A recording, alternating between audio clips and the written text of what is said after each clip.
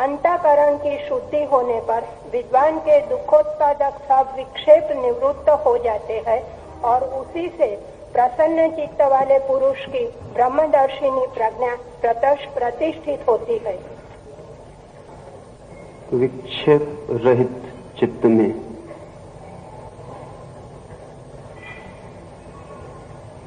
शुद्ध अंतःकरण फलित होता है या शुद्ध अंतःकरण विक्षेप रहित चित्त बन जाता है?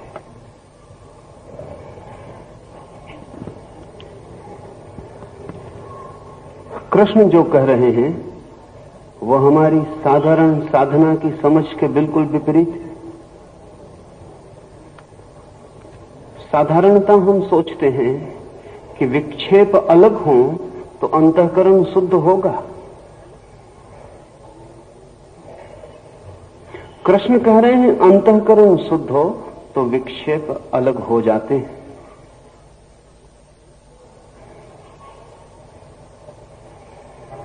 ये बात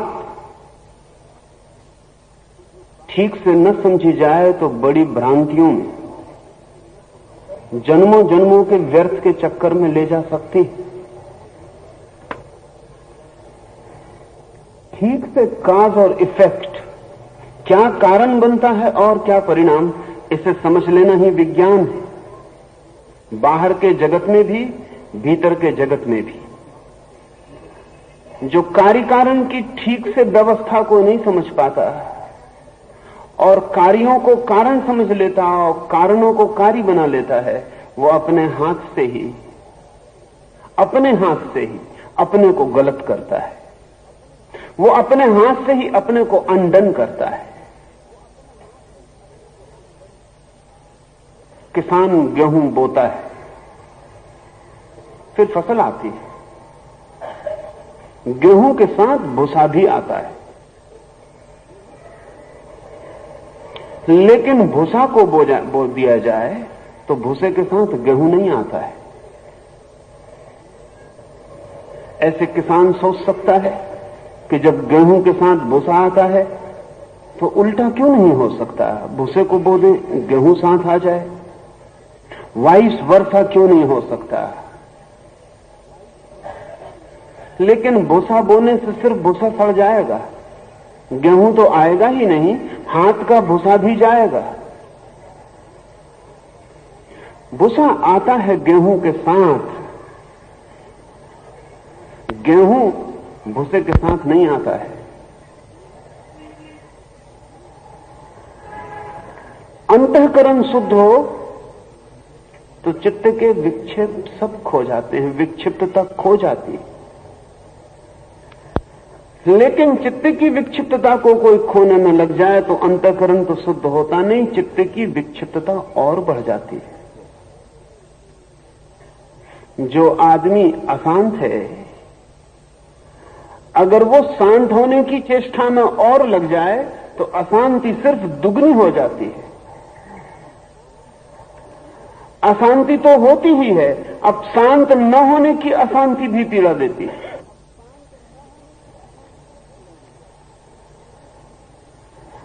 लेकिन अंतःकरण कैसे शुद्ध हो जाए? पूछा जा सकता है कि अंतःकरण शुद्ध कैसे हो जाएगा? जब तक विचार आ रहे, विक्षेप आ रहे, विक्षिप्तता आ रही, विकृतियां आ रही, तब तक अंतःकरण शुद्ध कैसे हो जाएगा? कृष्ण अंतःकरण शुद्ध होने को पहले रखते, पर वो होगा कैसे?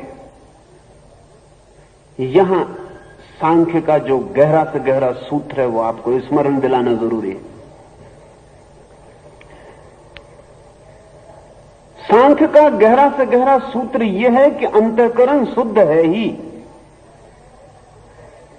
हो जाएगा ये पूछता ही वो है जिसे अंतःकरण का पता नहीं। जो पूछता है कैसे हो जाएगा शुद्ध, उसने एक बात तो मान ली कि अंतःकरण अशुद्ध है। आपने अंतःकरण को कभी जाना?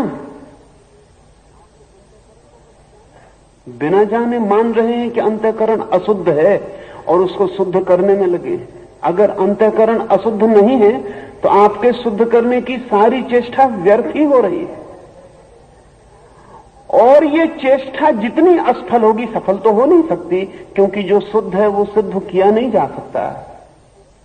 लेकिन जो शुद्ध है उसे शुद्ध करने की चेष्टा असफल होगी। असफलता दुख लाएगी, असफलता विषाद लाएगी, असफलता दीनता हीनता लाएगी, असफलता हारापन फ्रस्ट्रेशन लाएगी।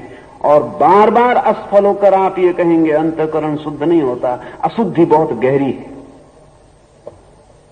आप जो निष्कर्ष निकालेंगे, निष्पत्ति निकालेंगे, वो बिल्कुल ही उल्टी होगी। एक घर में अंधेरा है, तलवारें लेके हम घर में घुस जाएं और अंधेरे को निकालने की बाहर कोशिश करें। तलवारें चलाएं, अंधेरे को काटें पीटें, अंधेरा बाहर नहीं निकलेगा। थक जाएं, हार जाएं, जिंदगी गंवा दें, अंधेरा बाहर नहीं निकलेगा।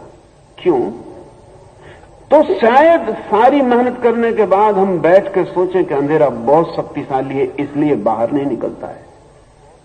तर्क अनेक बार ऐसे गलत निष्कर्षों में ले जाता है। जो ठीक दिखाई पड़ते हैं यही उनका खतरा है।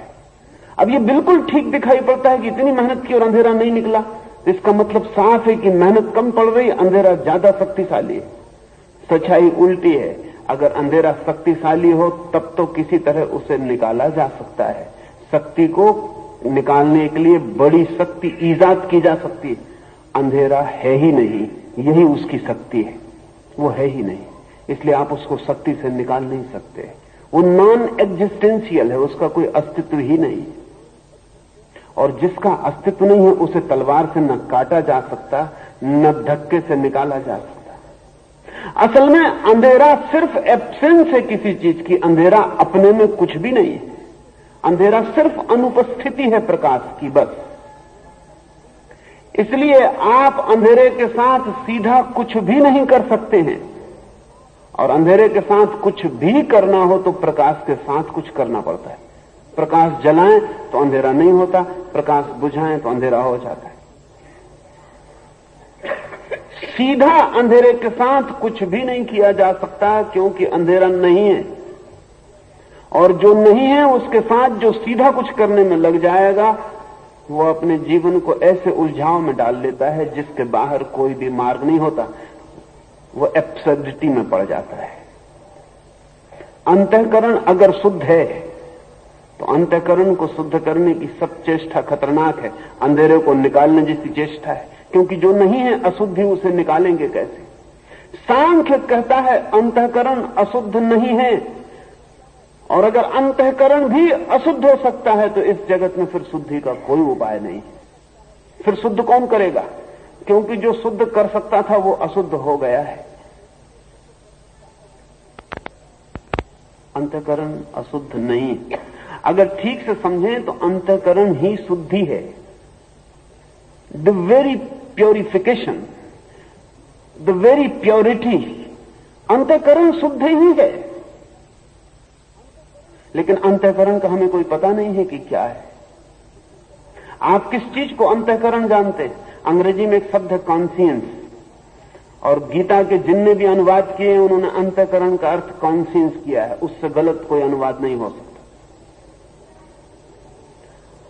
कॉन्शियंस अंतःकरण नहीं है।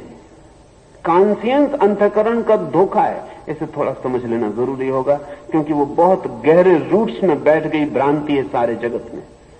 जहां भी गीता पढ़ी और जाती है वहां अंतःकरण का अर्थ कॉन्शियंस कर लिया जाता है।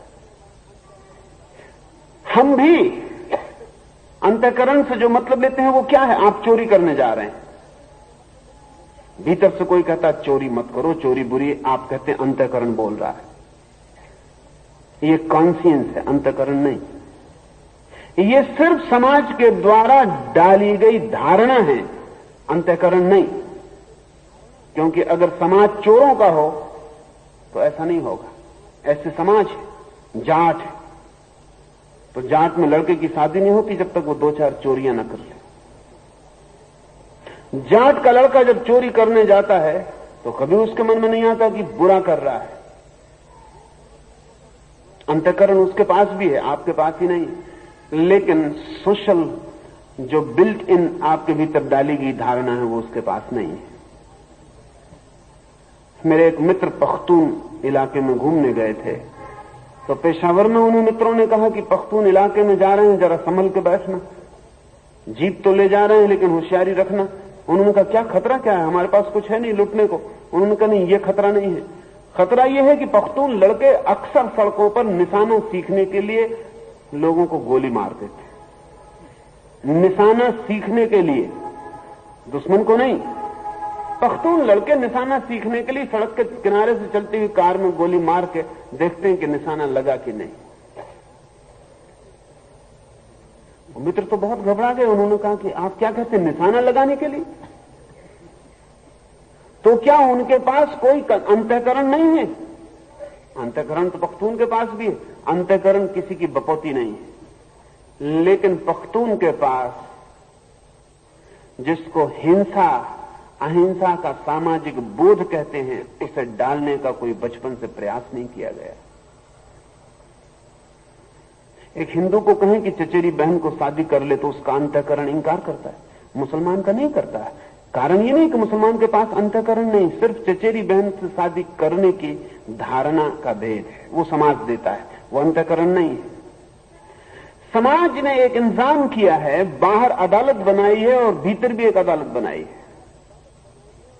समाज ने पुख्ता इंतजाम किया है कि बाहर से वो कहती चोरी करना बुरा है, वहां पुलिस है, अदालत, लेकिन इतना काफी नहीं है, क्योंकि भीतर भी एक पुलिस वाला होना चाहिए जो पूरे वक्त कहता रहे कि चोरी करना बुरा है, क्योंकि बाहर के पुलिस वाले को धोखा दिया जा सकता है, उस हालत में भीतर का पुलिस वाला काम पड़ सकता है। कॉन्शियंस अंग्रेजी का जो शब्द है उसको हमें कहना चाहिए अंतश्चेतन, अंतःकरण नहीं। सांख्य का अंतःकरण बात ही और है। अंतःकरण को अगर अंग्रेजी में ले जाना हो तो कॉन्शियंस शब्द नहीं है, अंग्रेजी में कोई शब्द नहीं है, ठीक, क्योंकि अंतःकरण का मतलब होता है द इनर मोस्ट इंस्ट्रूमेंट, अंतरतम उपकरण, अंतरतम, जहां तक अंतस में जाया जा सकता है भीतर, वो जो आखिरी है भीतर, वही अंतःकरण है। इसका मतलब क्या हुआ? इसका मतलब आत्मा नहीं। ये बड़े मजे की बात है, अंतःकरण का मतलब आत्मा नहीं, क्योंकि आत्मा तो वो है जो बाहर और भीतर दोनों में नहीं है, दोनों के बाहर है। अंतःकरण वो है आत्मा के निकटतम जो उपकरण है जिसके द्वारा हम बाहर से जुड़ते हैं। समझ लें कि आत्मा के पास एक दर्पण है जिसमें आत्मा प्रतिफलित होती है, वो अंतःकरण है। निकटतम आत्मा में पहुंचने के लिए अंतःकरण आखिरी सीढ़ी है, और अंतःकरण आत्मा के इतने निकट है कि अशुद्ध नहीं हो सकता। आत्मा की ये निकटता ही उसकी शुद्धि है। ये अंतःकरण कॉन्शियंस नहीं है जो हमारे भीतर, जब हम सड़क पे चलते हैं और बाएं ना चल के दाएं चल रहे हो तो भीतर से कोई कहता है कि दाएं चलना ठीक नहीं, बाएं चलना ठीक। ये अंतःकरण नहीं है, ये केवल सामाजिक आंतरिक व्यवस्था है, ये अंतश्चेतन है जो समाज ने इंतजाम किया है ताकि आपको व्यवस्था अनुशासन दिया जा सके। समाज अलग होते हैं, व्यवस्था अलग हो जाती है। अमेरिका में चलते हैं तो बाएं चलने की जरूरत नहीं, वहां अंतःकरण, जिसको हम अंतःकरण कहते हैं, वो कहता है दाएं चलो, बाएं मत चलना, क्योंकि नियम बाएं चलने का नहीं है, दाएं चलने का है। सामाजिक व्यवस्था की जो आंतरिक धारणाएं हैं वो अंतःकरण नहीं है, तो अंतःकरण का हमें पता ही नहीं है। इसका मतलब ये हुआ हम जिसे अंतःकरण समझ रहे हैं वो बिल्कुल ही भ्रांत है। अंतःकरण नैतिक धारणा का नाम नहीं है, अंतःकरण मॉरलिटी नहीं है, क्योंकि मॉरलिटी हजार तरह की होती है, अंतःकरण एक ही तरह का होता है।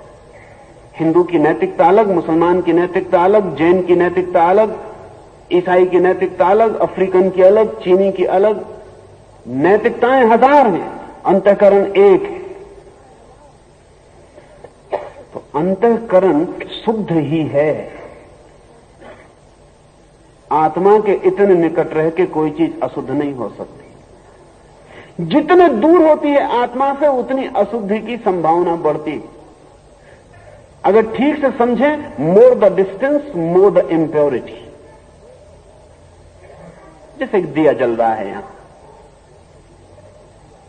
दिए की बत्ती जल रही है, बत्ती के बिल्कुल पास रोशनी का वर्तुल है, वो शुद्धतम है।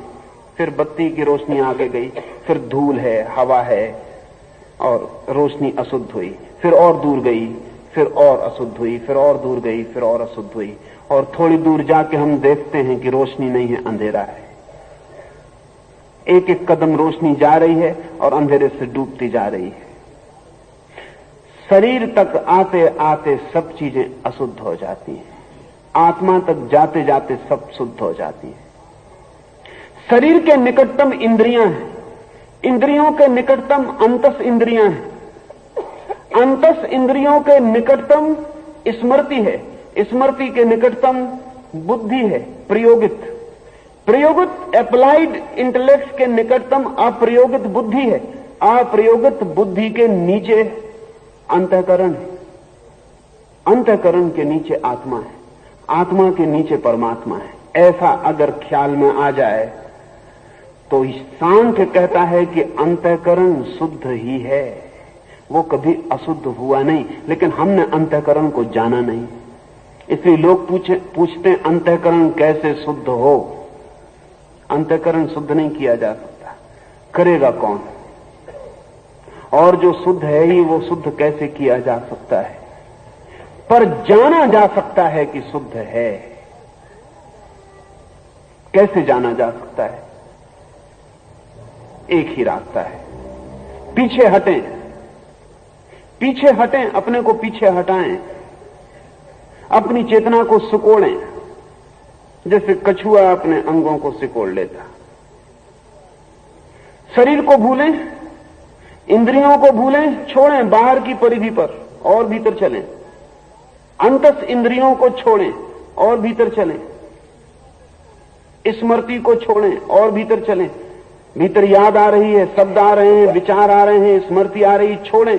कहें कि ये भी मैं नहीं हूं, कहें कि नेति नेति ये भी मैं नहीं हूं, है भी नहीं। क्योंकि जो देख रहा है भीतर की स्मृति से विचार आ रहा, वो अन्य है, वो भिन्न है, वो पृथक है। जाने कि ये मैं नहीं हूं, आप मुझे दिखाई पड़ रहे, निश्चित ही आप मुझे दिखाई पड़ रहे, पक्का हो गया कि मैं आप नहीं हूं। नहीं तो देखेगा कौन आपको? देखने वाला और दिखाई पड़ने वाले भिन्न, दृश्य और दृष्टा भिन्न है। ये सांख्य का मौलिक साधना सूत्र है, दृश्य और दृष्टा भिन्न। फिर सांख्य की सारी साधना इसी भिन्नता के ऊपर गहरे उतरती है। फिर सांख्य कहता है जो भी चीज दिखाई पड़ने लगे समझना कि इससे भिन्न हूं। भीतर से देखें शरीर दिखाई पड़ता है, और भीतर देखें हृदय की धड़कन सुनाई पड़ती, आप भिन्न हैं। और भीतर देखें विचार दिखाई पड़ते हैं, आप भिन्न हैं। और भीतर देखें, और भीतर देखें समाज की धारणाएं हैं, चित्त पर बहुत सी परतें हैं, वो सब दिखाई पड़ती, और उतरते जाएं। आखिर में उस जगह पहुंच जाते हैं जहां अंतःकरण सब शुद्धतम है, लेकिन शुद्धतम वो भी भिन्न है, वो भी अलग है। इसलिए उसको आत्मा नहीं कहा, उसको भी अंतःकरण कहा, क्योंकि आत्मा उस शुद्धतम के भी पार है। शुद्धतम का अनुभव कैसे होगा? आपको अशुद्धतम का अनुभव कैसे होता है? कोई मुझसे आके पूछता है शुद्ध का हम अनुभव कैसे करेंगे? उसको मैं कहता हूं तुम बगीचे की तरफ चले। अभी बगीचा नहीं आया, लेकिन ठंडी हवा मालूम होने लगी। तुम्हें कैसे पता चल जाता है कि ठीक चल रहे हैं? क्योंकि ठंडी हवा मालूम होने लगी। फिर तुम और बढ़ते हो, सुगंध भी आने लगी, तब तुम जानते हो और निकट बगीचा आ रहा। अभी बगीचा आ नहीं गया, शायद अभी दिखाई भी नहीं पड़ रहा। और निकट बढ़ते हो, अब हरियाली दिखाई भी पड़ने लगी, अब बगीचा और निकट आ गया। अभी फिर भी हम बगीचे में नहीं पहुंच गए, फिर हम बगीचे के बिल्कुल द्वार पर खड़े हो गए। सुगंध है, शीतलता है, हरियाली है, चारों तरफ शांति और सन्नाटा, और एक वेल बीइंग, एक स्वास्थ्य का भाव घेर लेता। ऐसे ही जब कोई भीतर जाता है तो आत्मा के जितने निकट पहुंचता है उतना ही शांत, उतना ही मौन, उतना ही प्रफुल्लित, उतना ही प्रसन्न, उतना ही शीतल होने लगता है। जैसे जैसे भीतर चलता है उतना ही प्रकाशित, उतना ही आलोक से भरने लगता है। जैसे जैसे भीतर चलने लगता है कदम कदम भीतर सरकता है, कहता है ये भी नहीं, ये भी नहीं, ये भी नहीं, पहचानता है, रिकॉग्नाइज करता है, ये भी नहीं, ये दृश्य हो गया तो मैं नहीं हूं, मैं तो वहां तक चलूंगा जहां सिर्फ दृष्टा रह जाए। तो दृष्टा जब अंत में रह जाए उसके पहले जो मिलता है वो अंतःकरण है। अंतःकरण जो है वो अंतर यात्रा का आखिरी पड़ाव है, आखिरी पड़ाव, मंजिल नहीं, मंजिल उसके बाद है। ये अंतःकरण शुद्ध ही है, इसलिए सांख्य की बात कठिन है। कोई हमें समझाए कि शुद्ध कैसे हो तो समझ में आता है। सांख्य कहता है तुम शुद्ध हो ही, तुम कभी गए ही नहीं वहां तक जानने जहां शुद्धि है, तुम बाहर ही बाहर घूम रहे हो घर के, तुमने कभी घर के भीतर गए ही नहीं कि घर के गर्भ में परम शुद्धि का वास है। उस परम शुद्धि के बीच आत्मा और उस आत्मा के भी बीच परमात्मा, पर वहां गए नहीं हम कभी। घर के बाहर घूम रहे हैं और घर के बाहर की गंदगी है। एक आदमी घर के बाहर घूम रहा है, सड़क पे गंदगी पड़ी है, वो कहता है इस गंदगी को देखकर कि मेरे घर भी सब अंदर गंदा होगा, उसको मैं कैसे शुद्ध करूं। हम उससे कहते हैं ये गंदगी घर के बाहर है, तुम घर के भीतर चलो, वहां कोई गंदगी नहीं, तुम इस गंदगी से ऑब्सेस्ड मत हो जाओ, ये घर के बाहर होने की वजह से है। यहां तक वो शुद्धि की धारा नहीं पहुंच पाती, माध्यमों में विकृत हो जाती है, अनेक माध्यम में विकृत हो जाती है। अंदर चलो, भीतर चलो, गो बैक, वापस लौटो। तो कृष्ण कह रहे हैं अंतःकरण शुद्ध होता है, ऐसा जिस दिन जाना जाता उसी दिन चित्त के सब विक्षेप, चित्त की सारी विक्षिप्तता खो जाती, खोनी नहीं पड़ती। जैसे ऐसा समझे एक पहाड़ के किनारे खाई में हम बसे, अंधेरा है, बहुत सीलन है, सब गंदा है,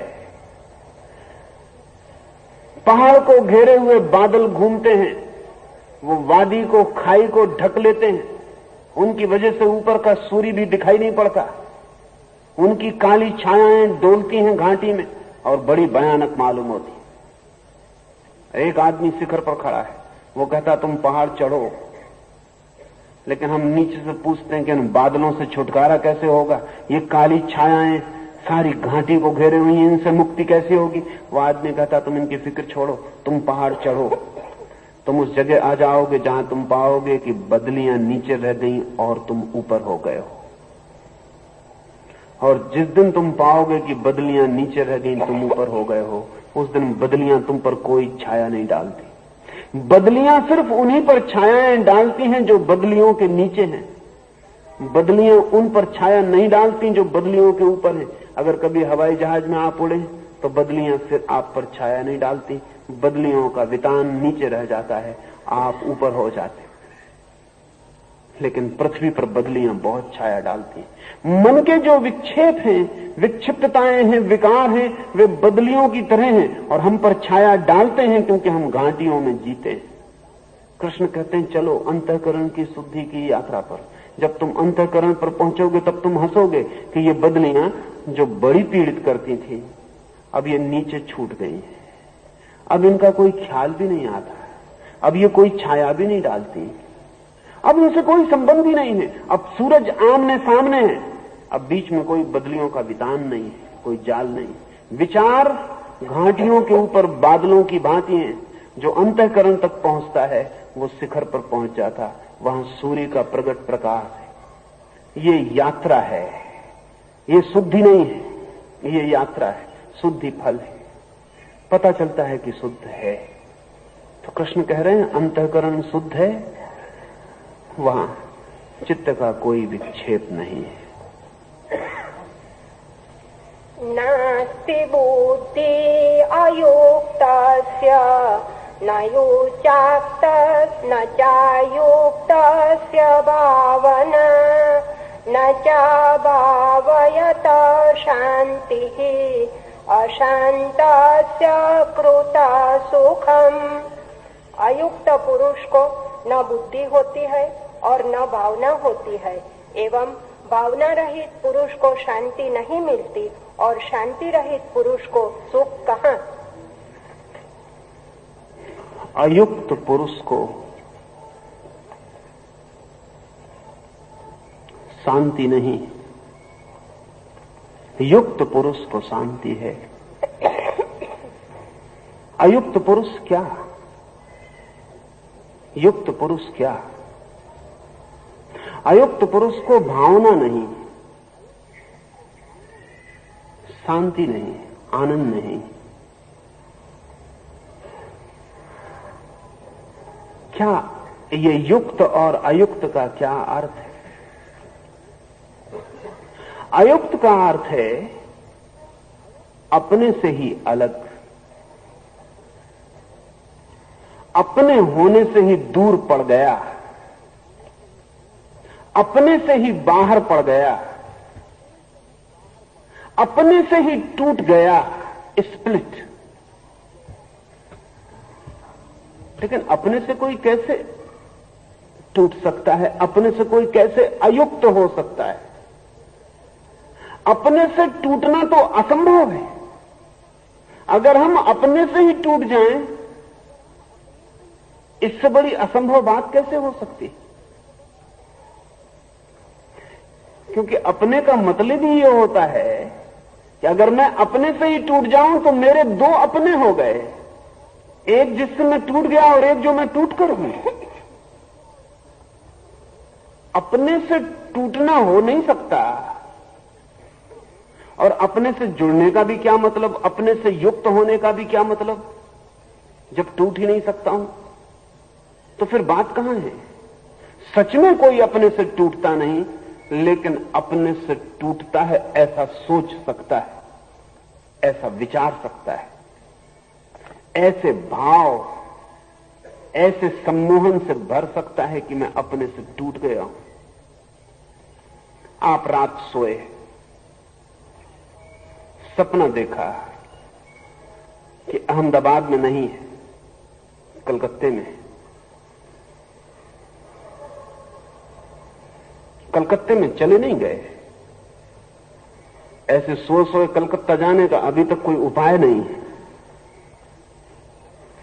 अपनी खाट पर अहमदाबाद में ही पड़े, लेकिन स्वप्न देख रहे हैं कलकत्ता पहुंच गए। सुबह जल्दी काम है अहमदाबाद में, अब चित्त बड़ा घबराया कि तो कलकत्ता आ गए और सुबह काम है, अब वापस अहमदाबाद जाना है। अब सपने में लोगों से पूछ रहे हैं कि अहमदाबाद कैसे जाएं, ट्रेन पकड़ें, हवाई जहाज पकड़ें, बैलगाड़ी से जाएं, जल्दी पहुंचना है, सुबह काम है और ये रात गुजरी जाती है।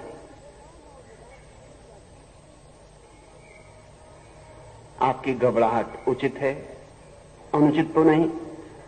अहमदाबाद में काम है, कलकत्ते में है, बीच में फासला बड़ा है, सुबह करीब आई जाती, वाहन खोज रहे हैं। लेकिन क्या अहमदाबाद आने के लिए वाहन की जरूरत पड़ेगी? क्योंकि अहमदाबाद से आप गए नहीं हैं क्षण भर को भी, इंच भर को भी। ना भी मिले वाहन तो जैसे नींद टूटेगी पाएंगे कि लौट आए, मिल जाए तो भी पाएंगे कि लौट आए। असल में गए ही नहीं थे। लौट आना शब्द ठीक नहीं है, सिर्फ गए के भ्रम में थे। तो जब कृष्ण कहते हैं अयुक्त और युक्त, तो वास्तविक फर्क नहीं है। कोई अयुक्त तो होता नहीं कभी, सिर्फ अयुक्त होने के भ्रम में होता है, स्वप्न में होता है। सिर्फ एक ड्रीम क्रिएशन, एक स्वप्न का भाव है कि अपने से अलग हो गया हूं। युक्त पुरुष वो है जो इस स्वप्न से जाग गया और उसने देखा कि मैं तो अपने से कभी भी अलग नहीं हुआ। अयुक्त पुरुष में भावना नहीं होती। क्यों नहीं होती? भावना से मतलब आप मत समझ लेना आपकी भावना, क्योंकि हम सब अयुक्त पुरुष हैं, हम में भावना बहुत है। इसलिए कृष्ण इस भावना की बात नहीं कर रहे होंगे जो हम में है।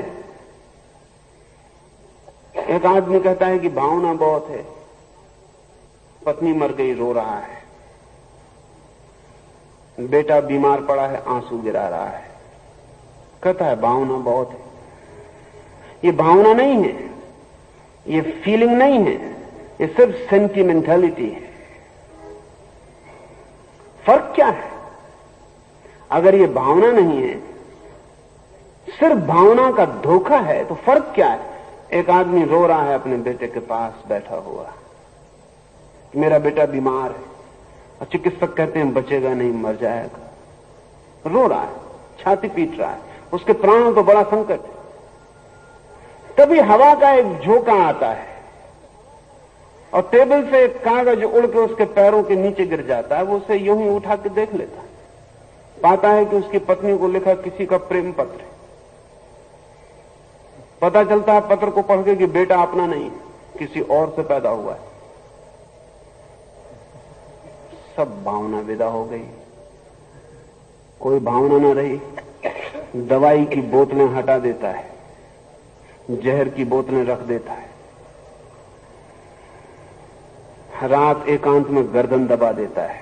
वही आदमी जो इसे बचाने के लिए कह रहा था, वही आदमी गर्दन दबा देता। भावना का क्या हुआ?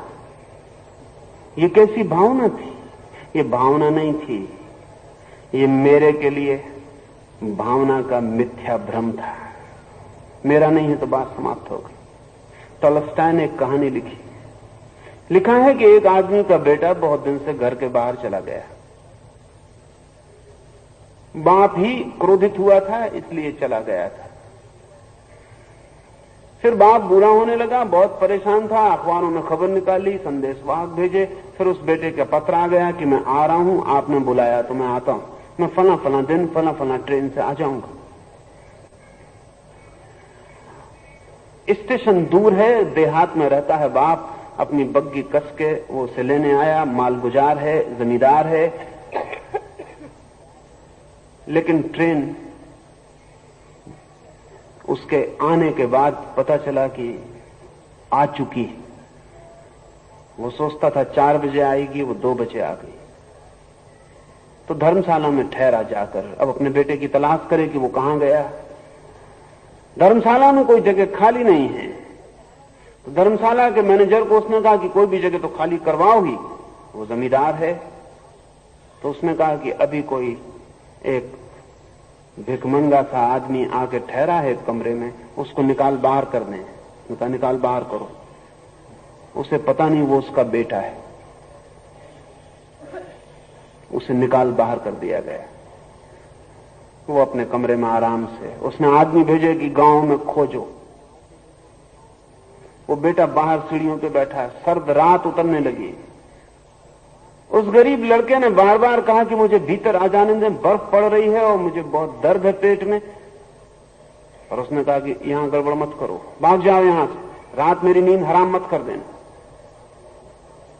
फिर रात पेट की तकलीफ से वो लड़का चीखने लगा, तो उसने नौकरों को उसे उठवा के सड़क पे फेंकवा दिया। फिर सुबह वो मर गया।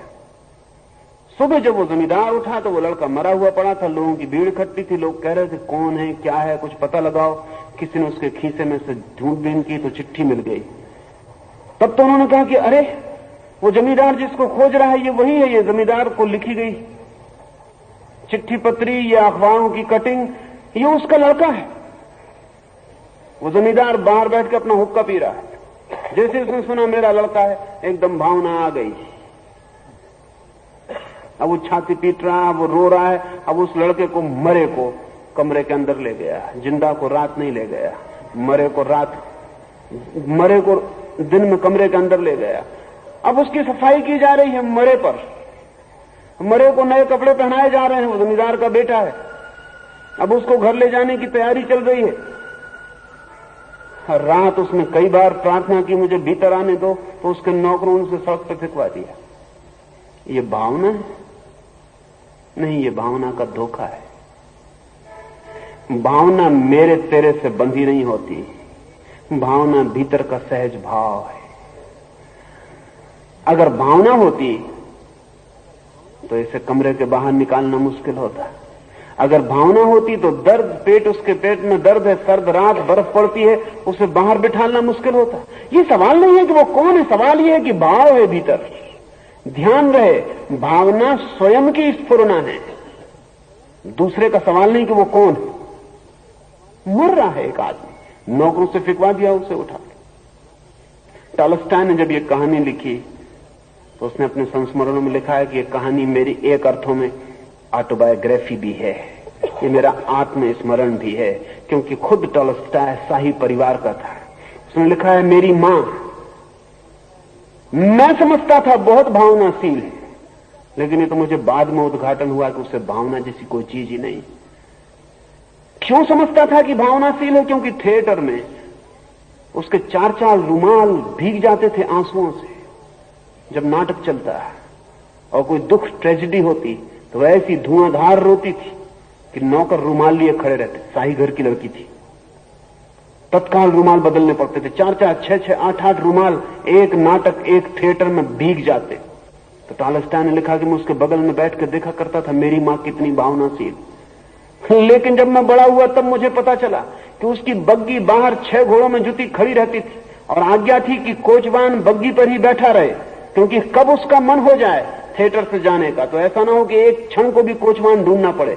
बाहर बर्फ पड़ती रहती और अक्सर ऐसा होता कि वो थिएटर में देखती, तब तक 1-2 कोचवान मर जाते, उनको फेंक दिया जाता, दूसरा कोचवान तत्काल बिठाल के बग्गी चलाती जाती। वो औरत बाहर आके देखती कि कोचवान मुर्दे को हटाया जा रहा है और जिंदा आदमी को बिठाया जा रहा है, और वो थिएटर के लिए रोती रहती। वो थिएटर में जो ट्रेजेडी हो गई। तो टॉलस्टॉय ने लिखा कि एक अर्थ में ये कहानी मेरी ऑटोबायोग्राफिकल भी है, आत्मकथ्यात्मक भी है। ऐसा मैंने अपनी आंख से देखा है। तब मुझे पता चला कि भावना कोई और चीज होगी, ये चीज भावना नहीं है। तो जिसको हम भावना कहते हैं, कृष्ण उसको भावना नहीं कह रहे। भावना उठती ही उस व्यक्ति में है जो अपने से संयुक्त है, जो अपने में युक्त है। युक्त यानी योग को उपलब्ध, युक्त यानी जुड़ गया, जो संयुक्त। अयुक्त अर्थात वियुक्त, जो अपने से जुड़ा हुआ नहीं है। वियुक्त सदा दूसरों से जुड़ा रहता, युक्त सदा अपने से जुड़ा रहता। वियुक्त सदा दूसरों से जुड़ा रहता है, उसके सब लिंक दूसरों से होते हैं। वो किसी का पिता है, किसी का पति है, किसी का मित्र है, किसी का शत्रु है, किसी का बेटा है, किसी का भाई है, किसी की बहन है, किसी की पत्नी है, लेकिन खुद कौन है इसका उसे कोई पता नहीं होता। उसकी अपने बाबत सब जानकारी दूसरों के बाबत जानकारी होता है। पिता है अर्थात बेटे से कोई संबंध है, पति है यानी पत्नी से कोई संबंध है। उसकी अपने संबंध में सारी खबर दूसरों से जुड़े होने की होती है। अगर हम उससे पूछें कि नहीं तू पिता नहीं, भाई नहीं, मित्र नहीं, तू कौन है, हु आर यू, तो वो कहेगा कैसा फिजूल सवाल पूछते हो, मैं तो पिता हूं, मैं तो पति हूं, मैं तो क्लर्क हूं, मैं तो मालिक हूं। लेकिन ये सब फंक्शंस हैं, ये सब दूसरों से जुड़े होना है। अयुक्त व्यक्ति दूसरों से जुड़ा होता है। जो दूसरों से जुड़ा होता है उसमें भावना कभी पैदा नहीं होती, क्योंकि भावना तभी पैदा होती जब कोई अपने से जुड़ता है। जब अपने भीतर के झरनों से कोई जुड़ता है तब भावना का स्फुरण होता है। जो दूसरों से जुड़ता है उसमें भावना नहीं होती, एक। जो दूसरों से जुड़ा होता है वो सदा अशांत होता है, दो। क्योंकि शांति का अर्थ ही अपने भीतर जो संगीत की अनंत धारा बह रही है उससे संयुक्त हो जाने के अतिरिक्त और कुछ भी नहीं है। शांति का अर्थ है इनर हार्मनी। शांति का अर्थ है मैं अपने भीतर तृप्त हूं, संतुष्ट हूं। अगर सब भी चला जाए, चांद तारे मिट जाएं, आकाश गिर जाए, पृथ्वी चली जाए, शरीर गिर जाए, मन ना रहे, फिर भी मैं जो हूं काफी हूं, मोर देन इनफ, जरूरत से ज्यादा काफी हूं। पोम्पेई नगर में, पोम्पेई का जब विस्फोट हुआ, ज्वालामुखी फूटा, तो सारा गांव भागा, आधी रात थी। तो गांव में एक फकीर भी था। कोई अपनी सोने की तिजोरी, कोई अपने असरफियों का बंडल, कोई फर्नीचर, कोई कुछ जो बचा सकता है लोग लेके भागे। फकीर भी चला, भीड़ में चला, भागा नहीं। भागने के लिए या तो पीछे कुछ होना चाहिए या आगे कुछ होना चाहिए। भागने के लिए या तो पीछे कुछ होना चाहिए जिससे भागो, या आगे कुछ होना चाहिए जिसके लिए भागो। सारा गांव भाग रहा है, फकीर चल रहा है। लोगों ने उसे धक्के भी दिए और कहा कि कोई चलने का वक्त है, भागो। और उसने कहा किससे भागूं और किसके लिए भागूं? लोगों ने कहा पागल हो गए, ये कोई वक्त चलने का, कोई टहल रहे हो तुम, ये कोई तफरी हो रही। उस आदमी ने कहा लेकिन मैं किससे भागूं, मेरा पीछे कुछ नहीं, मेरा आगे कुछ नहीं। लोगों ने नीचे से ऊपर देखा और उससे कहा कि कुछ बचा के नहीं लाए? उसने कहा मेरे सिवाय मेरे पास कुछ भी नहीं, मैंने कभी कोई चीज बचाई नहीं, इसलिए खोने का उपाय नहीं है, मैं अकेला काफी हूं।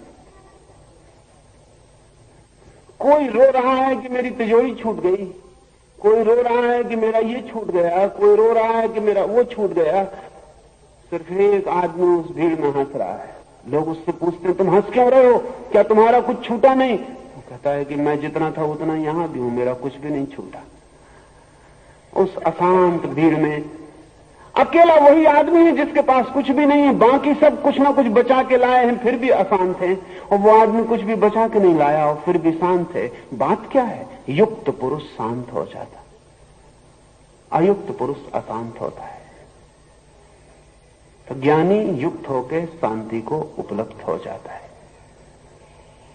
इंद्रियाणां हि चरतां यन्मनोनु विधीयते तदस्य हरति प्राज्ञां वायुर्नावमिवाम्बसि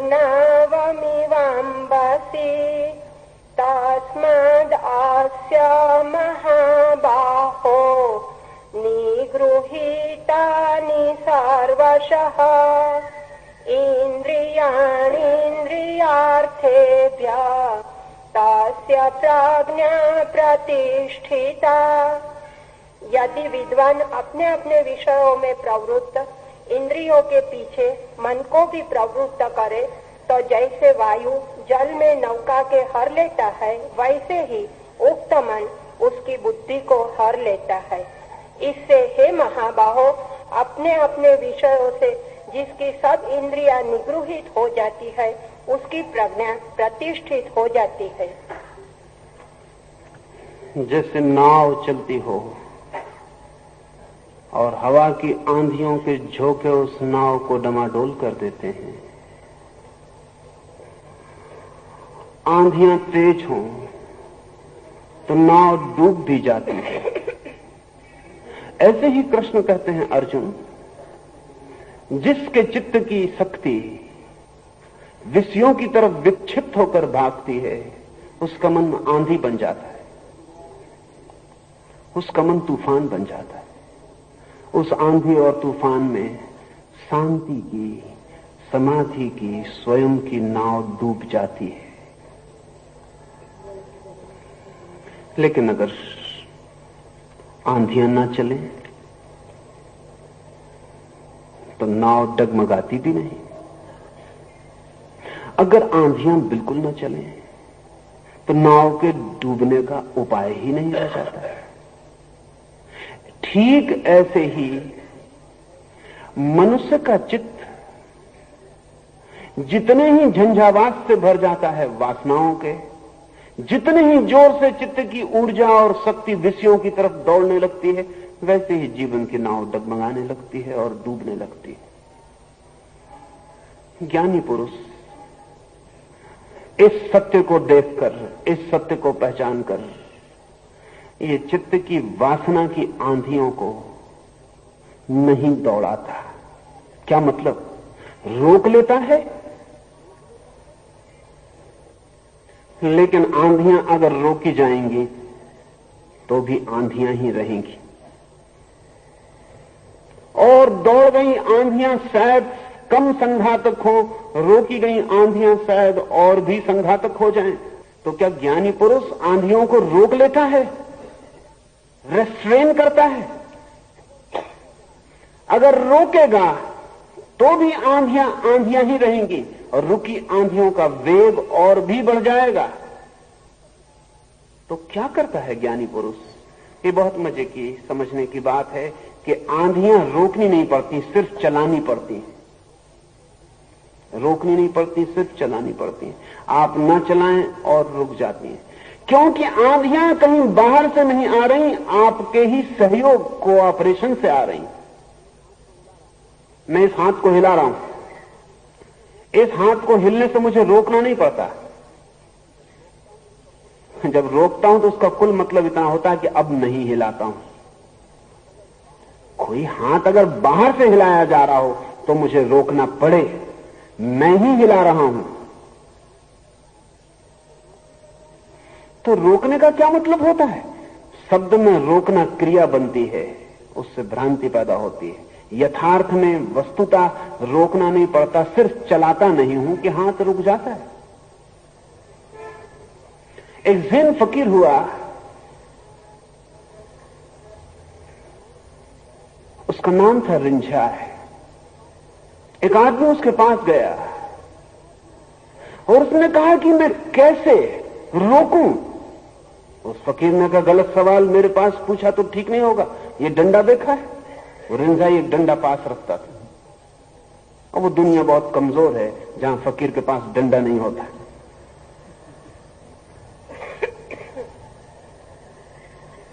कृष्ण कुछ कम डंडे की बात नहीं करते।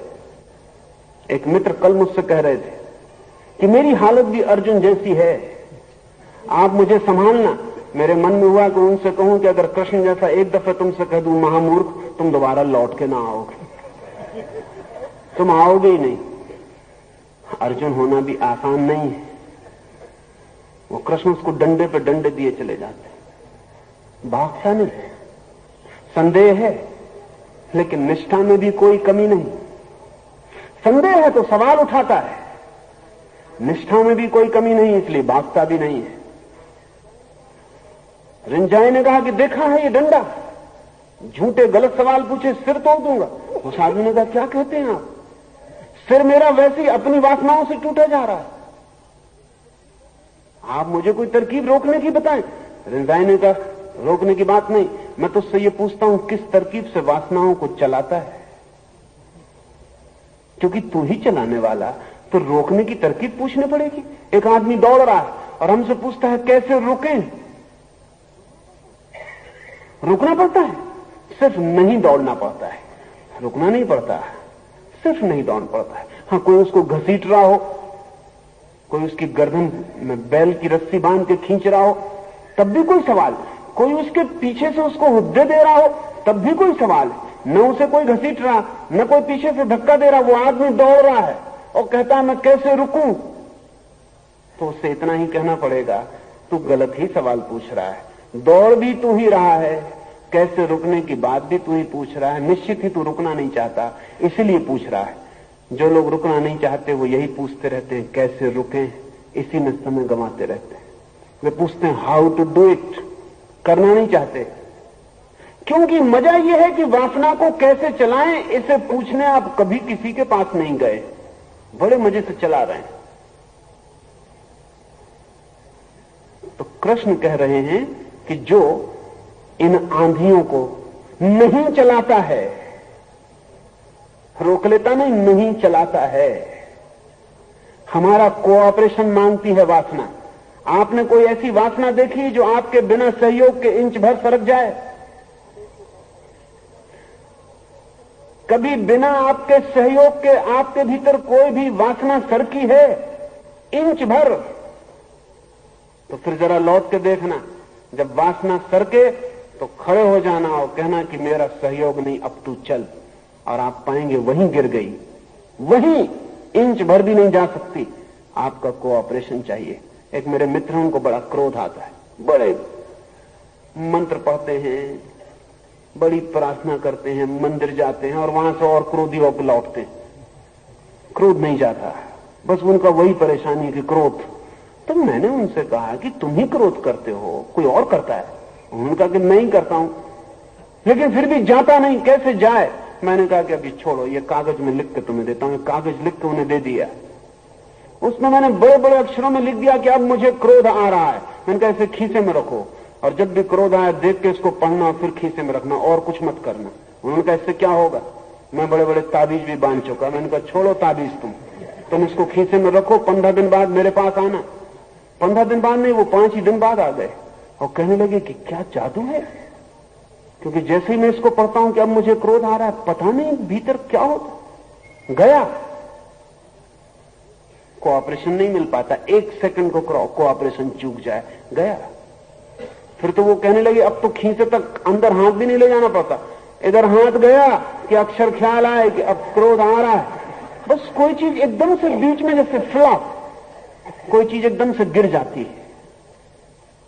वासना सहयोग मांगती है आपका, निर्वासना सिर्फ असहयोग मांगती है। निर्वासना के लिए कुछ करना नहीं है, वासना के लिए जो किया जा रहा है वही भर नहीं करना है। तो उस रिंझाई ने मुट्ठी बांध ली उस आदमी के सामने और कहा कि देख ये मुट्ठी बंधी है, अब मुझे मुट्ठी को खोलना है, मैं क्या करूं? उस आदमी ने कहा क्या फिजूल की बातें पूछते हैं, बांधिए मत, मुट्ठी खुल जाएगी। बांधिए मत, क्योंकि बांधना पड़ता है, बांधना एक काम है, खोलना काम नहीं है। बांधने में शक्ति लग रही, खोलने में कोई शक्ति नहीं लगती। न बांधिए तो मुट्ठी खुली रहती है, बांधिए तो बंधती है। वासना शक्ति मांगती है, न दीजिए शक्ति, निर्वासना फलित हो जाती है। ऐसा झंझावात से मुक्त हुआ चित्त स्वयं में प्रतिष्ठित हो जाता है। कृष्ण कहते हैं, हे महाबाहो, जो स्वयं में प्रतिष्ठित हो जाता है वो सब कुछ पा लेता है। या निशा सर्वभूतानां तस्यां जागर्ति संयमी, यस्यां जागृति भूतानि सा निशा पश्यतो मुनेः। सर्वसाधारण प्राणियों के लिए जो निशा है, अर्थात जिसमें साधारण प्राणियों की दृष्टि नहीं पहुंचती, उस निशा रूप आत्मनिष्ठा में संयमी विद्वान जागता है, रमण करता है और दृष्टा, दर्शन आदि वेदों से युक्त जिस अविद्या में प्राणी अहम, मम, मैं, मेरा इत्यादि व्यवहार करते हैं, सब में ब्रह्म भाव देखने वाले ब्रह्मज्ञानी के लिए वह निशा है। यानी जैसे प्राणी रात्रि में व्यवहार नहीं करते, वैसे ही अविद्या रूप रात्रि में ब्रह्मनिष्ठ अहम, मम इत्यादि व्यवहार नहीं करता। जो सब के लिए अंधेरी रात है, वो भी ज्ञानी के लिए, संयमी के लिए जागरण का क्षण है। जो निद्रा है सबके लिए, वही भी ज्ञानी के लिए जागृति है। ये महावाक्य है, ये साधारण वक्तव्य नहीं, ये महावक्तव्य है। इसके बहुआयामी अर्थ हैं। 2-3 आयाम समझ लेना जरूरी है। एक तो बिल्कुल सीधा, जिसको कहना चाहिए लिटरल जो अर्थ है, वो भी इसका अर्थ है। आमतौर से गीता पर किए गए वार्तिक उसके तथ्यगत अर्थ को कभी भी नहीं लेते, जो कि बड़ी ही गलत बात है। वो सदा ही उसको मेटाफर बना लेते हैं। वो सिर्फ मेटाफर नहीं है। जब ये बात कही जा रही है कि जो सबके लिए निद्रा है, वो भी संयमी और ज्ञानी के लिए जागरण है। तो इसका पहला अर्थ बिल्कुल शाब्दिक है।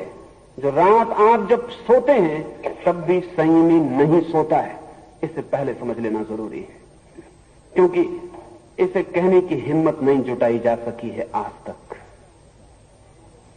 सदा उसका मोह रूपी निशा और सब रूपी बातें कही गई हैं। इसका पहला अर्थ बिल्कुल ही तथ्यगत है।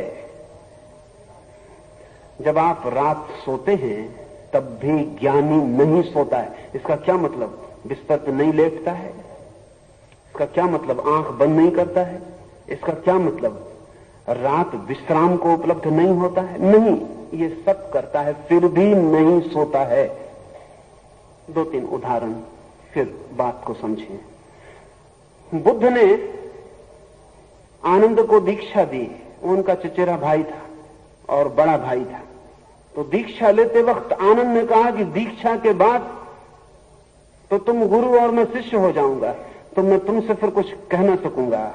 अभी मैं तुम्हें आज्ञा दे सकता हूं, मैं तुम्हारा बड़ा भाई हूं। दीक्षा लेने के पहले मैं तुम्हें 2-3 आज्ञाएं देता हूं जो तुम्हें छोटे भाई की तरह माननी पड़ेंगी। बुद्ध ने कहा, कहो। आनंद ने कहा, एक तो ये कि मैं 24 घंटे तुम्हारे साथ रहूंगा। रात तुम सोओगे जहां, वहीं मैं भी सोऊंगा। दूसरा यह कि जब भी मैं कोई सवाल पूछूं तुम्हें उसी वक्त उत्तर देना पड़ेगा, टाल ना सकोगे। तीसरा यह कि मैं अंधेरी आधी रात में भी किसी को मिलाने ले आऊं तो मिलना पड़ेगा, इंकार न कर सकोगे। ये 3 दे दो मुझे आज्ञा बड़े भाई की हैसियत। फिर दीक्षा के बाद तो मैं कुछ कह न सकूंगा, तुम्हारी आज्ञा मेरे सिर पर होगी। बुद्ध ने ये वचन दे दिए। फिर आनंद बुद्ध के कमरे में ही सोता है। 2-4-10 दिन में ही बहुत हैरान हुआ, क्योंकि बुद्ध जिस करवट सोते हैं, जहां हाथ रखते हैं, जहां पैर रखते हैं, रात में इंच भर भी हिलाते नहीं, कभी करवट भी नहीं बदलते। हाथ जहां रखा है वहीं रखा रहता है पूरी रात। पैर जहां रखा है पैर रखा रहता पूरी रात। उस आनंद ने कहा कि क्या मामला है, ये कैसी नींद? 2-4-10 दिन रात में कई बार उठकर उसने देखा कि वही मुद्रा है, वही आसन है, वही व्यवस्था है, सब वही। 10वें दिन उसने पूछा कि सवाल उठ गया, रात में सोते हो या क्या करते हो? बुद्ध ने कहा, जब से अज्ञान टूटा तब से सिर्फ शरीर सोता है, मैं नहीं सोता हूं। तो अगर करवट तो मुझे बदलनी पड़े, मेरे बिना सहयोग के शरीर नहीं बदल सकता। कोई जरूरत नहीं बदलने की, एक ही करवट से काम चल जाता है। तो फकीर आदमी को जितने से काम चल जाए उससे ज्यादा के उपद्रव में नहीं पड़ना चाहिए। एक से चल जाता है काम। हाथ जहां रखता हूं वहीं रखे रहता हूं। हाथ सो जाता है, मैं नहीं सोता हूं।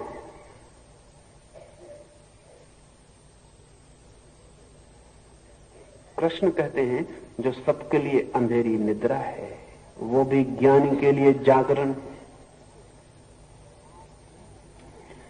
आप भी पूरे नहीं सोते हैं, क्योंकि ज्ञान का कोई ना कोई कोना तो आप में भी जागा रहता है। यहां हम इतने लोग बैठे हैं, सब सो जाएं। रात कोई आदमी आके चिल्ला रहा है राम, सबको सुनाई पड़ेगा, लेकिन सबको सुनाई नहीं पड़ेगा। जिसका नाम राम है वो कहेगा कौन बुला रहा है। कान सबके, सब सोए। राम शब्द गूंजा है तो सबको सुनाई पड़ा है, लेकिन जो राम है उसको तो कौन बुला रहा है। रात में कौन गड़बड़ करता है, सोने नहीं देता। क्या हुआ? जरूर इसके भीतर चेतना का एक कोना इस रात में भी जागा है, पहरा दे रहा है, पहचानता है कि राम नाम है, अपना है। मां सोई है रात, तूफान आ जाए बाहर, आंधी हो जाए, बादल गरजे, बिजली चमके, उसकी नींद नहीं टूटती। उसका बच्चा जरा सा कुनकुन करे, वो फौरन हाथ रख लेती। कोई भीतर कोई हिस्सा जागा हुआ है मां का, वो देख रहा है कि बच्चे को कोई गड़बड़ ना हो जाए। और बच्चे की गड़बड़ इतनी धीमी है, उसकी मां के एक हिस्से को जागा ही रहना होगा। आकाश में बिजली चमकती है, बादल गरजते हैं, पानी हो रहा है, उसका कुछ सुनाई नहीं पड़ता उसे। लेकिन इस बच्चे की जरा सी आवाज, इसका जरा सा करवट लेना, इसकी धीमी सी पुकार उसे तत्काल जगा देती। एक हिस्सा उसका भी जागा हुआ है, पर एक हिस्सा जरूरत के वक्त इमरजेंसी मेजर है वो हमारा। साधारणतः हमारी पूरी चेतना डूबी रहती है अंधेरे में। कृष्ण कहते हैं ज्ञानी पुरुष नींद में भी जागा रहता। पहला अर्थ, पहला आयाम का अर्थ वास्तविक निद्रा में भी जागरण है। और मैं आपसे कहता हूं कि ये बहुत कठिन नहीं है। जो आदमी दिन के 24 जागते हिस्से में 12 घंटे जागा हुआ जिएगा, वो रात में जागा हुआ सोता है। आप रास्ते पे चल रहे हैं, जाग के चलें। आप खाना खा रहे हैं, जाग के खाएं। आप किसी से बात कर रहे हैं, जाग के बोलें। सुन रहे हैं, जाग के सुने। ये नींद स्लीपी ना हो, ये सब ऐसे ही चल रहा है। एक आदमी खाना खा रहा है, हमें लगता है कि नींद में कैसे खाना खा सकता है, लेकिन मनोवैज्ञानिक कहते हैं कि सब लोग नींद में खाना खा रहे हैं।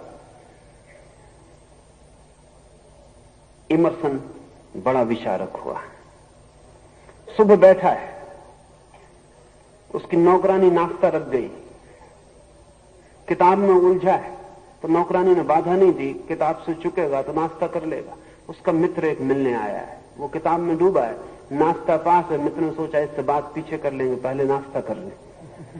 मित्र ने नाश्ता कर लिया, प्लेट खाली करके बगल में सरका दी। फिर इमर्सन ने कहा, अरे कब आए? मित्र को देखा, खाली प्लेट को देखा और कहा कि जरा देर से आए, मैं नाश्ता कर चुका हूं। इस आदमी ने कभी जाग के नाश्ता किया होगा? नहीं, हमने भी नहीं किया है। एक रूटीन है जिसको हम नींद में भी कर लेते हैं। आदमी साइकिल चलाता है, पैर साइकिल चलाते रहते हैं, आदमी भीतर कुछ और चलाता रहता, चलता चला जाता। नींद, सड़क के किनारे खड़े हो जाएं, लोगों को जरा चलते देखें, कोई बातचीत करता दिखाई पड़ेगा किसी से जो मौजूद नहीं है। किसी के होंठ हिल रहे हैं, कोई हाथ से किसी को झड़क रहा है, कोई इशारा कर रहा है। आप बहुत हैरान होंगे कि किससे हो रहा है सब। नींद में चल रहे हैं। जब हम जागे हुए भी सोए हैं तो सोए हुए जागना बहुत मुश्किल है। इसलिए मैं कहता हूं कि जिन लोगों ने गीता के इस महावाक्य पर वक्तव्य दिए हैं, उनको खुद का कोई अनुभव नहीं है, अन्यथा ये पहला वक्तव्य चूक नहीं सकता था। उनको साफ पता नहीं है कि नींद में जागा हुआ जा सकता है। लेकिन जागे हुए ही सोए हुए आदमियों को नींद में जागने का ख्याल भी नहीं उठ सकता, तो वो इसका मेटाफोरिकल अर्थ करते हैं। वो अर्थ ठीक नहीं। जो आदमी जिनमें दिन में जाग कर चलेगा, उठेगा, बैठेगा, वो रात में भी जागा हुआ सोएगा। महावीर ने कहा है, अजीब बात कही है। महावीर ने कहा, साधुओं, जागकर चलना, जागकर उठना, जागकर बैठना सब ठीक है। आखिर में महावीर कहते हैं जागकर सोना। पागलपन की बातें कर रहे हैं, फिर सोएंगे काहे के लिए? जागकर सोना, जागते रहना और देखना कि नींद कब आई। आप कितनी दफे सोए हैं? कभी नींद को आते देखा? जिंदगी भर सोए, रोज सोए। आदमी 60 साल जीता है तो 20 साल सोता है। 8 घंटे सोए अगर तो 20 साल सोने में चले जाते हैं। जिंदगी का 1/3 सोते हैं। 20 साल सो के भी कभी आपको पता है नींद कब आती है, कैसे आती है, नींद क्या है? कैसा अद्भुत है ये मामला। 20 साल जिस अनुभव से गुजरते हैं उस अनुभव की कोई भी पहचान नहीं। रोज सोते हैं, लेकिन कोई आपसे पूछे कि नींद क्या है, व्हाट इज स्लीप, कैसी आती है, आते वक्त क्या उसकी शक्ल है, क्या उसका रूप है, कैसे उतरती है? जैसे सांझ उतरती है अंधकार की, सूरज डूबता है, ऐसा आपके भीतर क्या उतरता है नींद में? कहेंगे कि कुछ पता नहीं, क्योंकि जब तक जागे रहते हैं तब तक नींद नहीं आती। जब नींद आ जाती उसके पहले तो सो गए होते हैं। सुबह उठते हैं रोज, कभी देखा है कि नींद का टूटना क्या है? फिनोमिनल। नींद कैसे टूटती है, क्या होता है नींद के टूटने में? आप कहते कुछ पता नहीं। जब तक नींद नहीं टूटती तब तक हम नहीं होते, जब नींद टूट जाती तब टूट ही चुकी होती, कोई हमें पता नहीं। कृष्ण कह रहे हैं जाग कर सोता है, और जिस व्यक्ति ने अपनी नींद को जाग कर देख लिया वही व्यक्ति अपनी मृत्यु को भी जाग कर देख सकता, अन्यथा नहीं देख सकता है। इसलिए इस सूत्र को मैं महावाक्य कहता हूं, मौत तो कल आएगी, नींद तो आज ही आएगी।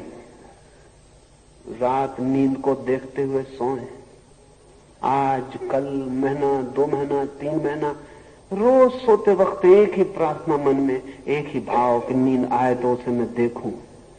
जागे रहें, जागे रहें, जागे रहें, देखते रहें, देखते रहें। आज चूकेंगे, कल चूकेंगे, परसों चूकेंगे, महीना, 2 महीना, 3 महीना, अचानक किसी दिन आप पाएंगे कि नींद उतर रही और आप देख रहे। और जिस दिन आप नींद को उतरते देख लेंगे उस दिन कृष्ण का ये महावाक्य समझ में आएगा, उसके पहले समझ में नहीं आ सकता है। ये इसका वास्तविक अर्थ। इसका जो मेटाफरिकल अर्थ है वो भी आपसे कहूं, वो भी है, लेकिन वो नंबर 2 का मूल्य है, उसका नंबर 1 का मूल्य इसी का है। वो भी है, लेकिन वो तो और बहुत सी बातों में भी कह दिया गया। उसको कहने के लिए, इस वाक्य को कहने की कोई भी जरूरत न थी।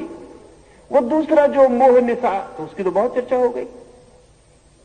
वो जो विषयों की नींद, वो जो वासना की नींद, तो उसकी तो काफी चर्चा हो गई।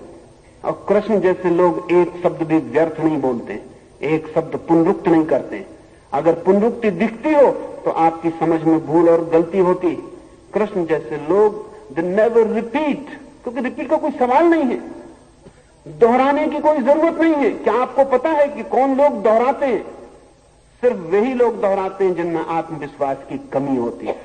दूसरा आदमी नहीं दोहराता। जिसने एक बात पूरे विश्वास से कह दी, पूरे जान के बाद खत्म हो गई। तो कृष्ण दोहरा नहीं सकते। इसलिए मैं कहता हूं कि जो आम व्याख्या की गई है कि जहां कामी आदमी काम वासना में, मोह निद्रा में, विषयों की नींद में, अंधेरे में डूबा रहता, वहां संयमी आदमी जागा रहता है। इसको दोहराने के लिए इस वाक्य की बहुत जरूरत नहीं है, लेकिन वो अर्थ करें तो बुरा नहीं है। लेकिन पहला अर्थ पहले समझ लें। हां, दूसरा अर्थ है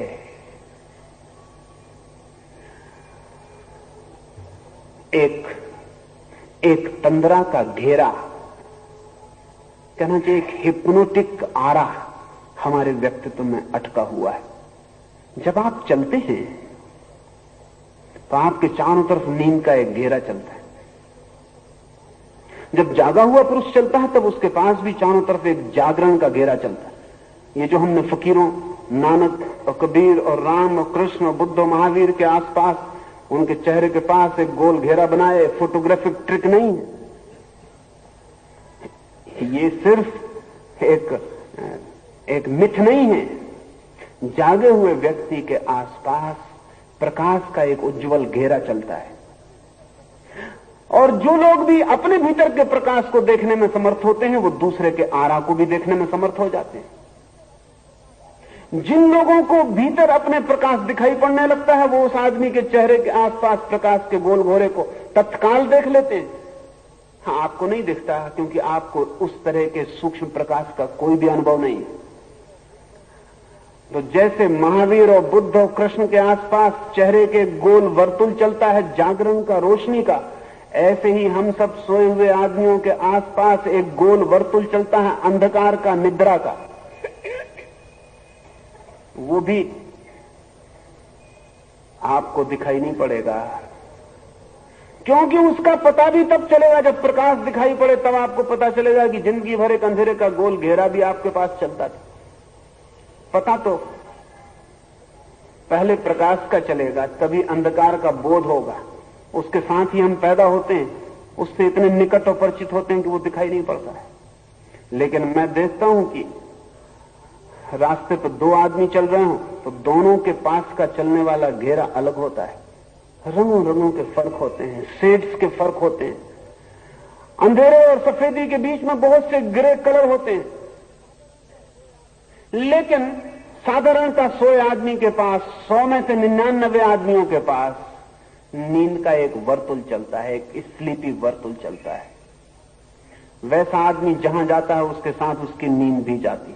वो जो भी छूता है उसे नींद में छूता है, वो जो भी करता है उसे नींद में करता है, वो जो भी बोलता है नींद में बोलता है। कभी आपने सोचा है कि आप अपने वक्तव्यों के लिए कितनी बार नहीं पछताए?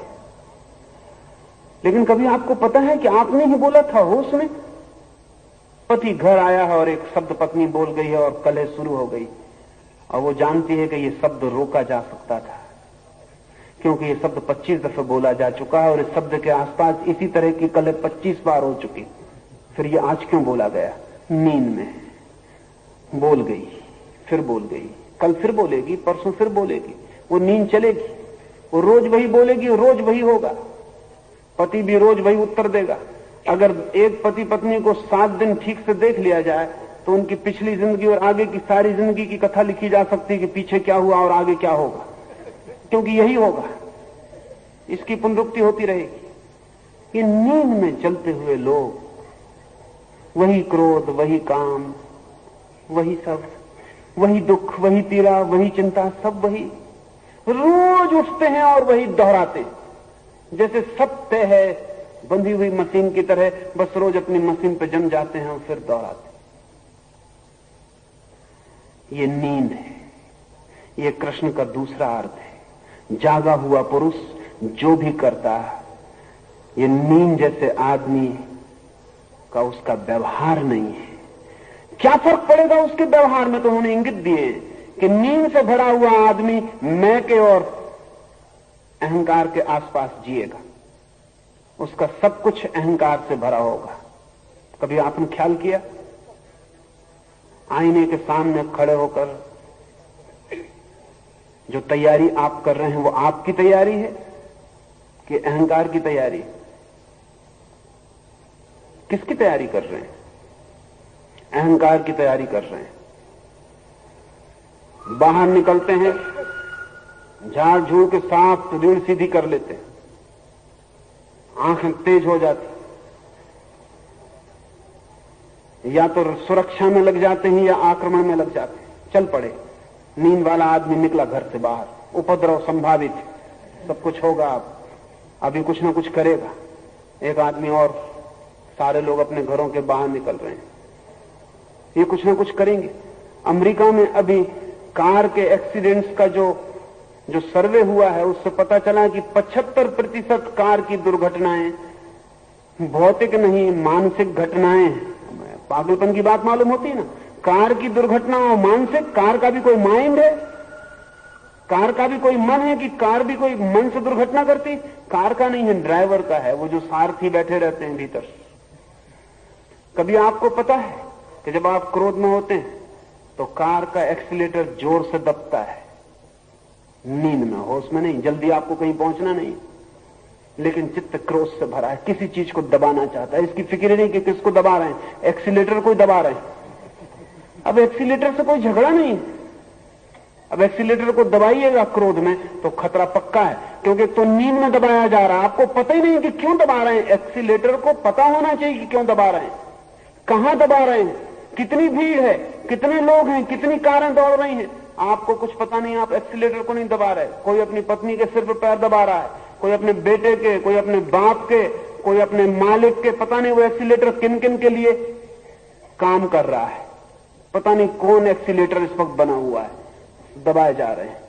अब ये आदमी जो नींद में एक्सीलेटर दबा रहा है, इस आदमी को सड़क दिखाई पड़ रही होगी, इसकी हालत ठीक वैसी है। मैंने सुना है वर्षा हो रही है और एक आदमी अपनी कार चला रहा है, जोर से वर्षा हो रही है, लेकिन वह आदमी वाइपर नहीं चला रहा कार के, तो उसकी पत्नी उससे कहती क्या कर रहे हो?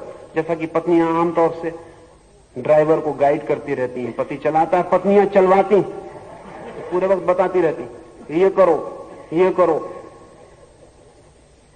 ये क्यों नहीं चल रहे हैं वाइपर? तो उसने कहा कोई फायदा नहीं, क्योंकि चश्मा तो मैं घर ही भूल आया हूं को वैसे नहीं दिखाई पड़ रहा, कुछ पानी गिर रहा है कि नहीं गिर रहा है, इससे क्या मतलब, ये जो आदमी है, वो जो एक्सीलेटर पर क्रोध में दबा रहा है, वो भी अंधा है, उसको भी कुछ नहीं दिखाई पड़ रहा कि बाहर क्या हो रहा है। 75% दुर्घटनाएं मानसिक घटनाएं, ये नींद है। इस नींद में हम उल्टा भी करते हैं, वो तीसरा आयाम। फिर हम आगे बढ़े। एक तीसरा अर्थ भी है। नींद का कृत्य हमेशा जो आप करते हैं और जो होता है उसका आपको कोई ख्याल नहीं होता। जो आप करते हैं उससे ही होता है, लेकिन जब होता है तब आप पछताते हैं कि ये कैसे हो गया, क्योंकि हमने तो ये कभी ना किया था। एक स्त्री सज रही, आईने के सामने सज रही है, अब उसे पता नहीं कि सच के वो क्या कर रही है। कि मैं सज रही हूं और कुछ भी नहीं कर रही, लेकिन वो सज धज के सड़क पे आ गई। उसने चुस्त कपड़े पहन रखे, अब उसको पता नहीं कि वो धक्का निमंत्रित कर रही। कोई आदमी धक्का मारेगा, जब वो धक्का मारेगा तब वो कहेगा कि बहुत जाति हो रही, वो स्त्री कहेगी बहुत जाति हो रही, अन्याय हो रहा, अनीति हो रही, लेकिन सब तैयारी करके आई है वो। और वो तैयारी नींद में की गई, उसे कोई कॉज इफेक्ट दिखाई नहीं पड़ता कि इतने चुस्त कपड़े, इतने बेढंगे कपड़े, इतनी सजावट, किसी को भी धक्का मारने के लिए निमंत्रण है। और बड़े मजे की बात है, अगर इसको कोई धक्का ना दे और कोई ना देखे तो भी दुखी लौटेगी। बेकार गई, सब मेहनत बेकार गई। किसी ने देखा ही नहीं, सड़क पे कोई इसे ना देखे, कोई इसको ले ही ना, कोई अटेंशन ही ना दे, तो ये ज्यादा दुखी लौटेगी। धक्का दे तो भी दुखी लौटेगी। क्या हो रहा है? ये मैंने सुना है कि एक बच्चे ने अपने बाप को खबर दी कि मैंने 5 मक्खियां मार डाली हैं। उसके बाप ने कहा अरे, और उसने कहा कि 3 नर थे, 2 मादाएं थी। उसके बाप ने हद कर रहा, तूने कैसे पता लगाया? उसने कहा 2 मक्खियां आईने पे बैठती थी। समझ गया है कि स्त्रियां होनी चाहिए।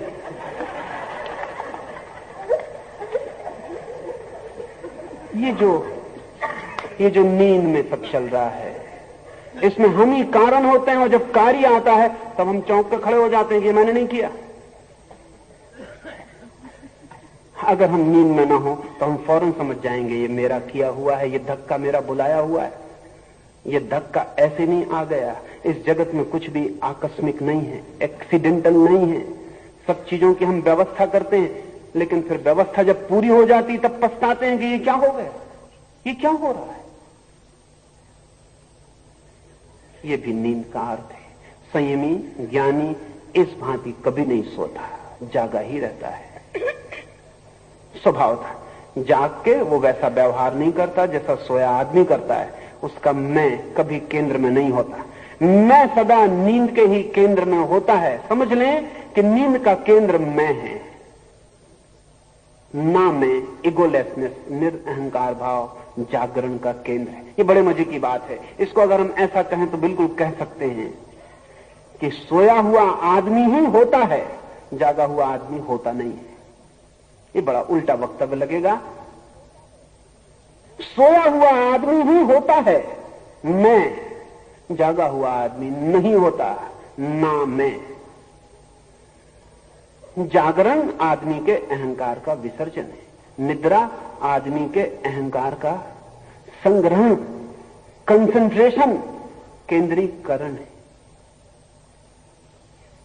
आपूर्णमाणम् अचल प्रतिष्ठम् समुद्रमाप प्रविशन्ति यद्वत् तद्वत् कामायम् प्रविशन्ति सर्वे स शान्तिमाप्नोति न कामकामी विहाय कामान्य सर्वान् ओमश्चरति निःस्पृहः निर्ममो निरहङ्कारः स शान्तिम् अधिगच्छति एषा ब्राह्मी स्थितिः पार्थ नैनां प्राप्य विमुह्यति स्थित्वा स्याम् अन्तकालेऽपि ब्रह्म निर्वाणमृच्छति।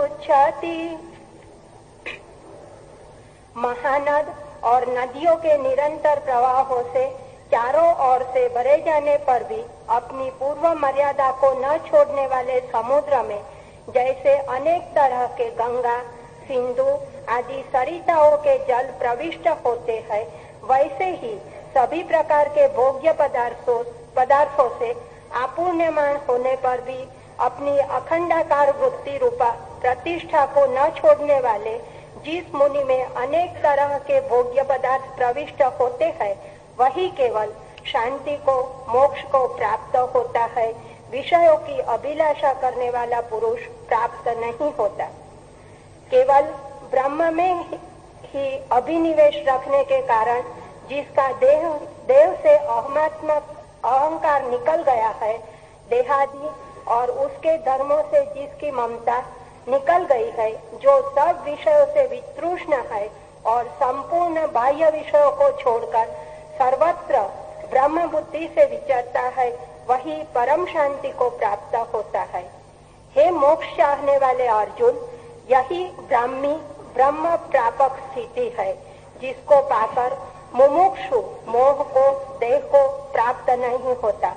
अधिक क्या कहे, अंत समय में क्षण भर भी इस अवस्था में रहकर पुरुष मुक्ति को प्राप्त कर लेता है।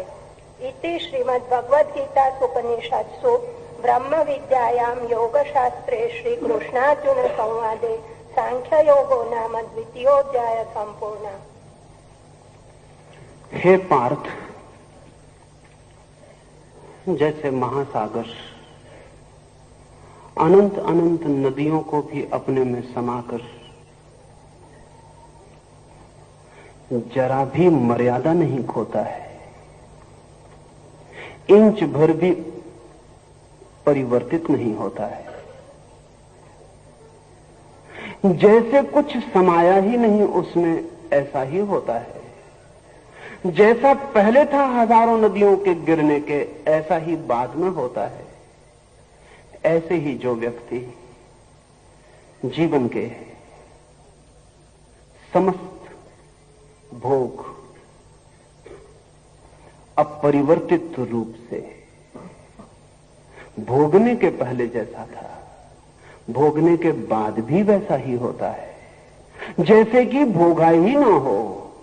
अर्थात जो भोगते हुए भी न भोगा बना रहता है, जो भोगते हुए भी भोगता नहीं बनता है, जिसमें कोई भी अंतर नहीं आता, जो जैसा था वैसा ही है, नहीं होता तो जैसा होता, होकर भी वैसा ही है, ऐसा व्यक्ति मुक्ति को, ब्राह्मी स्थिति को उपलब्ध हो जाता है। कृष्ण कहते हैं, हे पार्थ, तेरी मुक्ति की जिज्ञासा, बड़ी मजेदार की बात कहते हैं, क्योंकि अर्जुन ने जिज्ञासा मुक्ति की नहीं की थी। अर्जुन ने जिज्ञासा मुक्ति की नहीं की थी, अर्जुन ने जिज्ञासा सिर्फ युद्ध से बचने की थी। लेकिन कृष्ण कहते हैं, हे पार्थ, तेरे मुक्ति की जिज्ञासा, तेरे मोक्ष की खोज के लिए तुझे ये बताता हूं। अर्जुन ने नहीं की थी मुक्ति की जिज्ञासा, लेकिन अर्जुन ने जो भी जिज्ञासा की थी, कृष्ण ने उसे इस बीच मुक्ति की जिज्ञासा में रूपांतरित किया है। इस पूरे यात्रा में कृष्ण ने अर्जुन की जिज्ञासा को भी रूपांतरित किया है। धीरे धीरे युद्ध गौण हो गया है, धीरे धीरे युद्ध रहा ही नहीं। बहुत देर हो गई जब से युद्ध की बात समाप्त हो गई, बहुत देर हो गई जब से अर्जुन भी और हो गया है। अर्जुन शब्द का अर्थ होता है that which is not straight, ऋजु से बनता है वो शब्द। ऋजु का मतलब होता है सीधा सरल, अर्जुन का मतलब होता है तिरछा इर्छा, अर्जुन का मतलब होता है आड़ा तिरछा। अर्जुन सीधा साधा नहीं है, बहुत आड़ा तिरछा। विचार करने वाले सभी लोग आड़े तिरछे होते हैं, निर्विचार ही सीधा होता है। अर्जुन की जिज्ञासा को कृष्ण ने बहुत रूपांतरित किया है, ट्रांसफॉर्म किया है। और ध्यान रहे, साधारणता मनुष्य धर्म की जिज्ञासा शुरू नहीं करता, साधारणतः मनुष्य जिज्ञासा तो संसार की ही शुरू करता है, लेकिन उसकी जिज्ञासा को संसार से मुक्ति और मोक्ष की तरफ रूपांतरित किया जा सकता है। क्यों? इसलिए नहीं कि कृष्ण कर सकते हैं, बल्कि इसलिए कि संसार की जिज्ञासा करने वाला मनुष्य भी जानता नहीं कि क्या कर रहा है। उसकी गहरी और मौलिक जिज्ञासा सदा ही मुक्ति की होती। जब कोई धन खोजता है तब भी बहुत गहरे में वैसा व्यक्ति आंतरिक दरिद्रता को मिटाने की चेष्टा में रत होता है, गलत चीज से, लेकिन चेष्टा उसकी यही होती है कि दरिद्र न रह जाऊं, दिवालिया न रह जाऊं। जब कोई आदमी पद खोजता है तब भी उसकी भीतरी कोशिश आत्महीनता न रह जाए, उसी की होती, गलत जगह खोजता है। जब कोई आदमी युद्ध से भागना चाहता है तब भी वो युद्ध से नहीं भागना चाहता, बहुत गहरे में संताप से, एंग्विश से, चिंता से ऊपर उठना चाहता है, लेकिन फिर भी वो ठीक दिशा में नहीं पूछता। इस बात को कहकर कृष्ण बहुत गहरा इंगित दे रहे हैं। वो कह रहे हैं, अर्जुन, तेरी मुक्ति की जिज्ञासा के लिए मैंने ये सब कहा। अगर तू महासागर जैसा हो जाए, जहां सब आए और सब जाए लेकिन तुझे छुए भी नहीं, स्पर्श भी ना करे, अनटच्ड, अस्पर्शित, तू पीछे वैसा ही रह जाए जैसा था, तो तू ब्राह्मी स्थिति को उपलब्ध हो जाता है। ब्राह्मी स्थिति अर्थात तब तू नहीं रह जाता और ब्रह्म ही रह जाता है। और जहां मैं नहीं रह जाता, ब्रह्म ही रह जाता है, वहां फिर कोई चिंता नहीं, क्योंकि सभी चिंताएं मैं के साथ है। जहां मैं नहीं रह जाता और ब्रह्म ही रह जाता है, वहां कोई दुख नहीं, क्योंकि सब दुख मैं की उत्पत्तियां हैं। और जहां मैं नहीं रह जाता और ब्रह्म ही रह जाता, वहां कोई मृत्यु नहीं, क्योंकि मैं ही मरता है, जन्म लेता है। ब्रह्म की न कोई मृत्यु है, न कोई जन्म है, वो है। ऐसा कृष्ण ने इस दूसरे अध्याय की चर्चा में, जिसे गीताकार सांख्य योग कह रहा है, पहले अध्याय को कहा था विषाद योग, दूसरे अध्याय को कह रहा है सांख्य योग। विषाद के बाद एकदम सांख्य। कहां विषाद से घिरा चित्त अर्जुन का और कहां ब्राह्मी स्थिति अनंत आनंद से भरी हुई। इस संबंध में एक बात, फिर मैं अपनी बात पूरी करूं। धन्य हैं वे जो अर्जुन के विषाद को उपलब्ध हो जाएं, क्योंकि उतने विषाद में से ही ब्राह्मी स्थिति तक के शिखर तक उठने की चुनौती उत्पन्न होती है। कृष्ण ने अर्जुन के विषाद को ठीक से पकड़ लिया है। अगर अर्जुन किसी मनोवैज्ञानिक के पास गया होता तो मनोवैज्ञानिक क्या करता? चूंकि मैंने ये कहा कि कृष्ण का ये पूरा शास्त्र एक साइकोलॉजी है, इसलिए मैं ये भी अंत में आपसे कह दूं, अगर मनोवैज्ञानिक के पास अर्जुन गया होता तो मनोवैज्ञानिक क्या करता? मनोवैज्ञानिक अर्जुन को एडजस्ट करता, मनोवैज्ञानिक कहता कि समायोजित हो जा। ऐसा तो युद्ध में होता ही है, सभी को ऐसी चिंता पैदा होती है, ये बिल्कुल स्वाभाविक है। तू नाहक की एबनॉर्मल बातों में पड़ रहा है, तू व्यर्थ की विक्षिप्त बातों में पड़ रहा है, ऐसे पागल हो जाएगा, न्यूरोसिस हो जाएगी।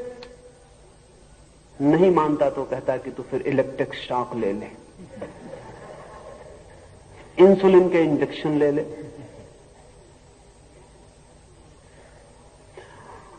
लेकिन कृष्ण ने उसके विषाद का क्रिएटिव उपयोग किया, उसके विषाद को स्वीकार किया कि ठीक, अब इस विषाद को हम ऊपर ले चलते हैं।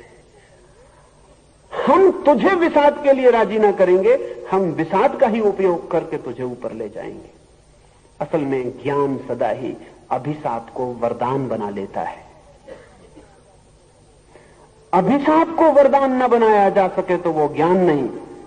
अर्जुन के लिए जो अभिशाप जैसा फलित हुआ था, कृष्ण ने उसे वरदान बनाने की पूरी चेष्टा की है, उसके दुख का भी सृजनात्मक उपयोग किया है। इसलिए मैं ये कहता हूं कि भविष्य का जो मनोविज्ञान होगा वो सिर्फ मरीज को किसी तरह मरीजों के समाज में रहने योग्य नहीं बनाएगा, बल्कि मरीज की ये जो बेचैन स्थिति है, इस बेचैन स्थिति को मरीज के पूरे आत्मा के रूपांतरण के लिए उपयोग करेगा। वो क्रिएटिव साइकोलॉजी होगी। इसलिए कृष्ण का मनोविज्ञान साधारण मनोविज्ञान नहीं, सृजनात्मक मनोविज्ञान है। यहां हम कोयले को हीरा बनाने की कोशिश करते हैं। ये अल्केमी है। जैसा अल्केमिस्ट कहते रहे हैं कि हम लोअर बेस मेटल को, सस्ती और साधारण धातुओं को सोना बनाते हैं। पता नहीं उन्होंने कभी बनाया या नहीं बनाया, लेकिन यहां अर्जुन बड़ी बेस मेटल की तरह कृष्ण के हाथ में आया था, कोयले की तरह। उस कोयले को हीरा बनाने की उन्होंने बड़ी कोशिश की। धन्य है वे जो अर्जुन के विषाद को उपलब्ध होते हैं, क्योंकि उनकी ही धन्यता ब्राह्मी स्थिति तक पहुंचने की भी हो सकती। मेरी बातों को इतने प्रेम और आनंद से सुना, इससे बहुत अनुग्रहित हूं और अंत में सबके भीतर बैठे परमात्मा को प्रणाम करता हूं। मेरे प्रणाम स्वीकार।